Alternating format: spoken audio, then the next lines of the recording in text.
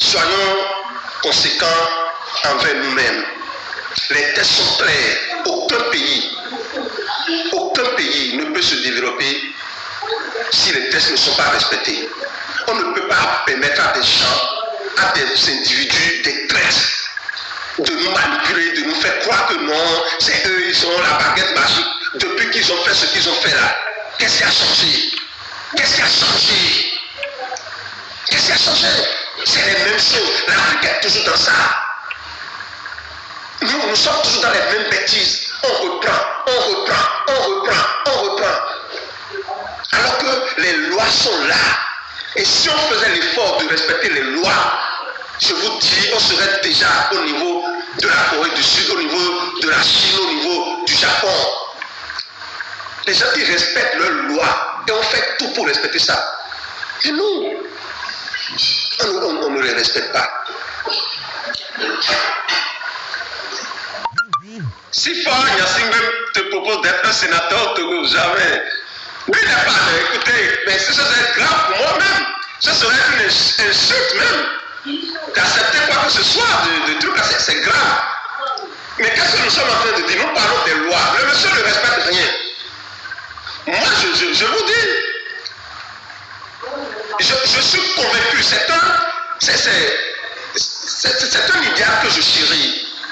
Je suis convaincu à 100% que si nous les Africains, nous faisons l'effort de respecter nos lois, nos constitutions, et que nous luttons contre la corruption, la gabegie, la mauvaise gouvernance, nous allons nous développer.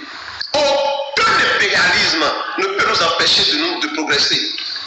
Rien ne peut nous empêcher de nous développer si nous faisons l'effort de respecter nos lois. Mais quand Gnassingbé, il est illégitime. Donc moi, je ne peux pas accepter quoi que ce soit de celui-là. C'est mon bleu, bonsoir à vous. Il est illégitime. C'est un anarchiste, merci beaucoup à vous. Il y a un monsieur, il change la Constitution à sa guise. Il change la Constitution à sa guise. Il fait de n'importe quoi. Parce qu'il ne veut pas se retrouver devant la justice, c'est tout. Il va juste, c'est-à-dire qu'il a juste peur que lorsqu'il va laisser le pouvoir, tous les crimes qu'il a commis à la tête de ce pays, il risque de répondre, il a peur. Il a peur, c'est tout, c'est pour ça qu'il s'accapare du pouvoir d'État, il ne veut pas quitter. Et si le peuple ne bouscule pas, il va peut-être mourir au pouvoir. C'est ça la réalité. Et moi je dis, nous les Togolais n'ont qu'à nous proposer l'amnistie. On n'a qu'à lui proposer de l'amnistier et il va foutre le temps. Il va laisser ce pays-là en paix pour que les gens puissent faire des réformes. Parce que nous avons besoin des réformes à tous les niveaux. Je vous dis, dans chacun de nos pays, nous avons besoin des réformes difficiles, courageuses.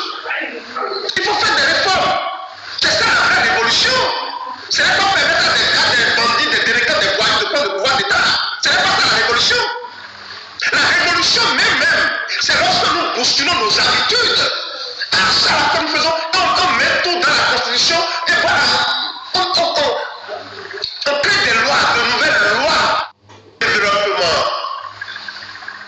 C'est ça une révolution, ce n'est pas permettre à des voyous de prendre le pouvoir d'État. Le peuple, le poste du candidat de président de la République, c'est sacré. C'est un poste sacré. Quand on dit président de la République, là, c'est sacré. Et normalement, n'importe qui ne doit pas s'asseoir sur ce fauteuil-là. Ce n'est pas bon. La Constitution, elle est sacrée aussi. Elle est sacrée, il faut respecter la Constitution. La Constitution, c'est le socle de tout pays, de toute nation. La Constitution, c'est le socle de toute nation. Il faut la respecter. Si nous nous libérons du régionalisme, du clanisme, le président de la République, s'il fait de n'importe quoi, mais il n'y avait pas besoin de tapage. On envoie devant la justice. même si c'est ton père, même si c'est ta mère.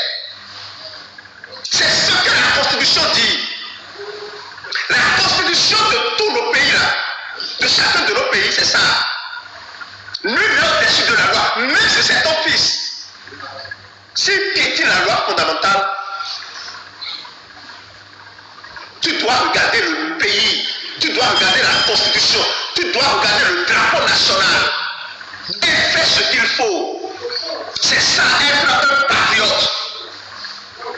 Le monsieur, on l'envoie devant la justice et on rétablit l'ordre constitutionnel. Personne, aucun militaire n'a le droit de prendre le pouvoir d'État et de gouverner, d'organiser la transition. Ça, c'est du désordre.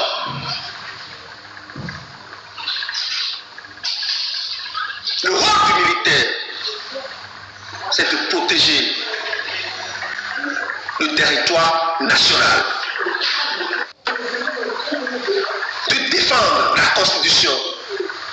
Les gens, ils fuient le terrain, ils se retrouvent dans des bureaux, ils sont là à manipuler, à manigancer des conneries, ils envoient de faux messages aux gens, de les publier, et c'est ça.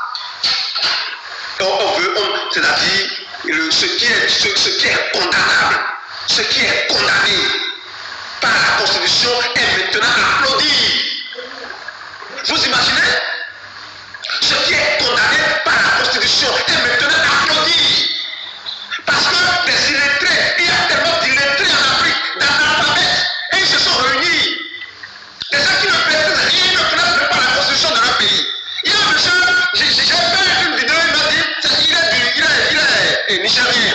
Il m'a dit, c'est toi qui vas m'apprendre la Constitution de mon pays. Donne-moi l'article de la Constitution qui dit non à une prise du pouvoir par les armes. Vous imaginez? Ce monsieur, il passe tout son temps à m'insulter. Alors qu'il ne connaît même pas la Constitution de son pays. Je l'ai renvoyé aux articles qui interdisent la prise du pouvoir d'État par les armes. La Constitution du Niger. Il ne sait pas, il ne connaît pas, mais il se permet d'attaquer les gens sur les réseaux sociaux, d'insulter les gens. Ils sont nombreux comme ça. Et il y a d'autres qui considèrent ces insultes, au lieu de dire la vérité, si je dis ça, ils vont m'insulter. Mais comment vous pouvez craindre ce genre de choses? Il faut taper dans la fourmilière. Ça va les réveiller. Moi, je n'ai que fait de leurs insultes, de leurs menaces. Ils ont besoin de chicotes. Et on utilise la parole comme la chicote pour les réveiller de leur sommeil. C'est ça la réalité. Les gens ne comprennent pas.